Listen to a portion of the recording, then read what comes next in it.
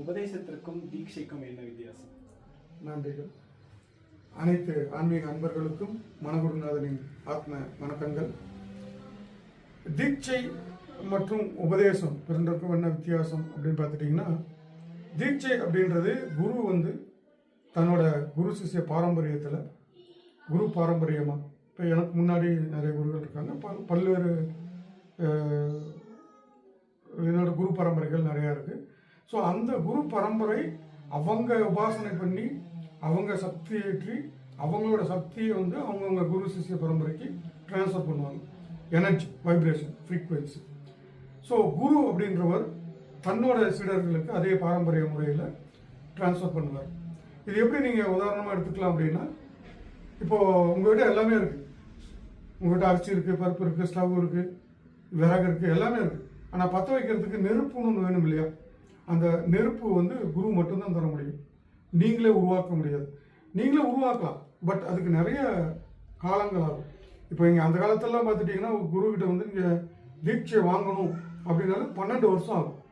அந்த 12 வருஷத்துக்குள்ள அவர் பலவிதமான அறிவுரைகள், இப்படி தான் நடந்துக்கணும், இப்படி தான் இருக்கணும், இப்படி தான் எந்திரிக்கணும், இப்படி தான் பேசணும், இப்படி தான் பண்ணணும், நிறைய உங்களுக்கு அட்வைஸ் பண்ணுவார். அந்த அட்வைஸ் தான் உபாசனை. ஒரு கதையாக இருக்கலாம், ஒரு ஆன்மீக பற்றிய கதையாக இருக்கலாம், தத்துவ ரீதியான கதைகளாக இருக்கலாம். அந்த அடிப்படை தத்துவங்கள் எல்லாம் புரிய வைக்கிற அந்த ப்ராசஸுக்கு பேர் உங்களுக்கு கொடுக்குற உபாசனை.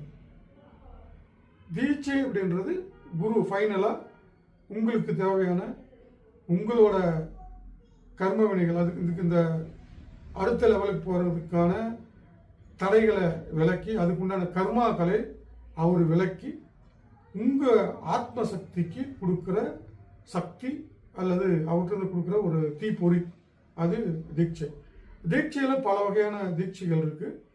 அதில் இப்போது உதாரணமாக எடுத்துட்டோன்னா, ரொம்ப பிரபலமாக இருக்கிறது நயன தீட்சை, அப்புறம் தொடு தீட்சை, அப்புறம் சவுண்ட் எனர்ஜி. நம்ம கொடுக்கறது சவுண்ட் எனர்ஜி தான் கொடுக்கும்.